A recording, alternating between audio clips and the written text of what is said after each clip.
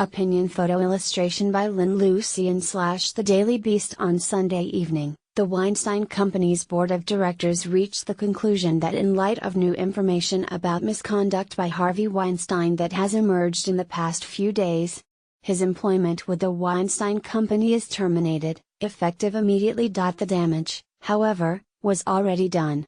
Weinstein, a terribly bullying, terribly penguin, terribly influential movie mogul, first with Miramax, then Weinstein Company, had allegedly committed heinous acts of sexual coercion and harassment for decades, with a bombshell New York Times investigation revealing that the 65-year-old exec paid off at least 8 of his accusers, many of whom shared similar horror stories. A business meeting at a hotel suite soon gave way to propositions that were increasingly sexual in nature. One TV reporter claimed that Weinstein cornered her in the bowels of his restaurant before jacking off into a potted plant. His accusers say they felt trapped, pressured to give in to this round-mound of renown-based demands. He was, after all, a Hollywood kingmaker, the man behind modern cinema classics like Pulp Fiction, The Lord of the Rings, and Good Will Hunting, a behind-the-scenes wizard who'd been thanked at the Academy Awards more often than God. How could they deny him? Weinstein's comeuppance had a ring of poetic justice to it. After all, the Times piece dropped around the one-year anniversary of Donald Trump's infamous grab them by the pussy Access Hollywood tape, in which the president-to-be was caught on a hot mic bragging that his stardom allowed him to sexually assault women at will. Both Weinstein and Trump are from the outer borough of Queens. It was also curious how, the very same week, Politico chose to run and incessantly tweet out a glowing profile of celebrity-turned-politician Arnold Schwarzenegger, a man who stands accused of predatory behavior similar to Weinstein and Trump. Right now, many people, both in the Tinseltown bubble and beyond, are asking why? Why now, after decades of payouts and whispers, did one of cinema's most powerful players finally get his? It's a difficult question to fully answer, though one possible reason is an increased sense of media accountability surrounding the issue of sexual misconduct in Hollywood, born out of the Bill Cosby case and having more women's voices heard in newsrooms. When the full scope of the Cosby catastrophe came into focus, that one of America's most beloved, wholesome comedians stood accused of sexually assaulting more than 60 women over a 40-year period. Everyone in the access-reliant entertainment media should have received a much-needed wake-up call.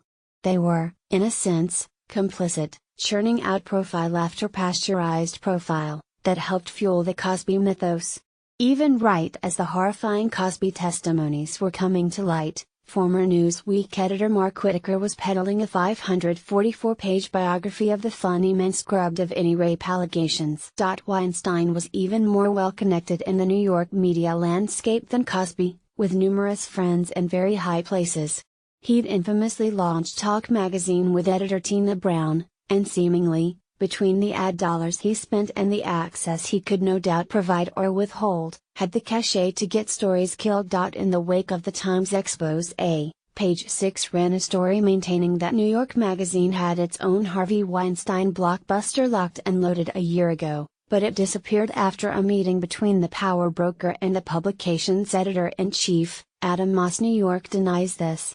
Sharon Waxman penned a piece over at The Wrap about how, back in 2004 while reporting for the New York Times, she was looking into allegations of sexual misconduct against Weinstein when the story was spiked, by her male editor, following intense pressure from Weinstein, which included a newsroom visit, and replaced by an anodyne slice of studio agitprop.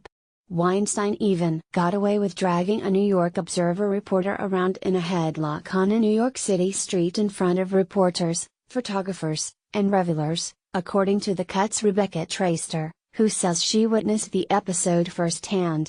The New York Times account of the melee places all the blame on the reporter, while then Page 6 scribe Paula Froelich tweeted that she was going to run a more accurate account of it in her column. Until Miramax stepped in and effectively took the reins. Times' recent Weinstein story, meanwhile, came about thanks to 2 intrepid female reporters, Jodi Kantor and Megan 2A, operating at an organization whose news masthead is comprised of 50% women, and one name actress in Ashley Judd, who was mad as hell and not going to take it anymore. It's not just the media that enabled Weinstein, either. Since the sexual misconduct allegations came to light, those who have benefited from professional relationships with the